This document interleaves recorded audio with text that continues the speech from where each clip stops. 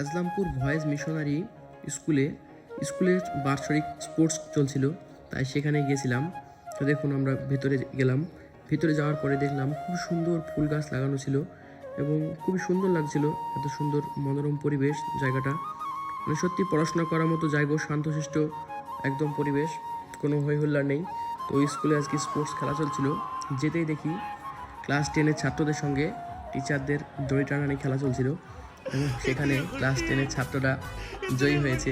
দেখুন ওরা খুব আনন্দ করছে, কারণ মিশনের যারা থাকে, ছেলে মেয়ে যারাই থাকে তারা অনেকটা বাঁধনের ভিতরে থাকে, বাইরে তারা যেতে পারে না। তো আজকে তাদের একটু মজা করার, আনন্দ করার সুযোগ পেয়েছে। কিছুক্ষণ পরে মিউজিক্যাল চেয়ার খেলা শুরু হয় এবং যে সমস্ত বাচ্চারা এই স্কুলে পড়ে তাদের গার্জেনদের, মানে তাদের মায়েদের খেলা চলছিল, গার্জেনদের মিউজিক্যাল চেয়ার খেলা চলছিল। তো দেখুন মিউজিক্যাল খেলা চলছে এবং গান বন্ধ হয়ে যাওয়ার সঙ্গে সঙ্গে দৌড় দিচ্ছে।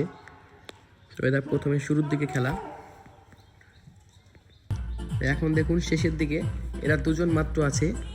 আর এরা তখনই একজন জিতবে যখন ওই যে মাঝে যে বসে আছে যে শিক্ষকটি, তার মাথায় যে সাদা টুপিটি আছে সেই টুপিটি সামনের দিক দিয়ে গিয়ে সেই টুপিটি নিতে হবে, তারপরে সেই জিতবে। তো দেখুন কে জেতে খেলাটি।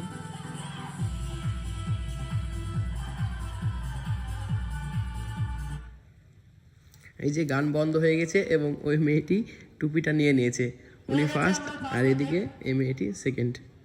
সাজিবুর রাজ, তোমাদের মিশনে কেমন লাগছে দুজনার বলো একে একে? ভালো লাগছে মিশনে সাজিবুর? হ্যাঁ ভালো লাগছে। আচ্ছা, ছুটি কবে? ছুটিও তো রোজাই। রোজাই, আচ্ছা তাহলে এখন 1 মাস। আর রাজ, তুমি তো 2 বছর ধরে আছো মিশনে, তোমার কেমন লাগছে এখন? আমার সেই যেটা পুরো মন ভাব যায়।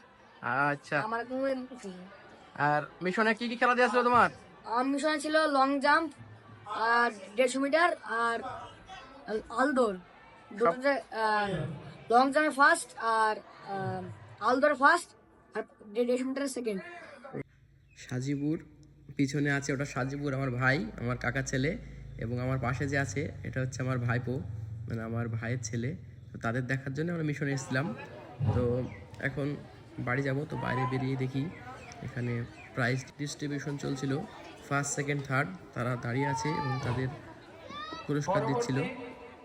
এদিকে দেখি আমার ভাইয়ের মেয়ে, ওদের নাটক হবে, তো সেই নাটকের জন্য ও সেজেগুজে রেডি হয়ে গেছে। অনুষ্ঠান বাকি আছে এখনও, অনেক গান বাকি আছে এবং যেমন খুশি তেমন সাজো নাটক সবই বাকি আছে। আমার একটা জায়গায় যাওয়ার কথা ছিল, সেই জন্য আমি আর থাকতে পারছি না মিশনে। এখন আমি বাড়ি যাচ্ছি, আবার দেখা হবে পরবর্তী ভ্লগে।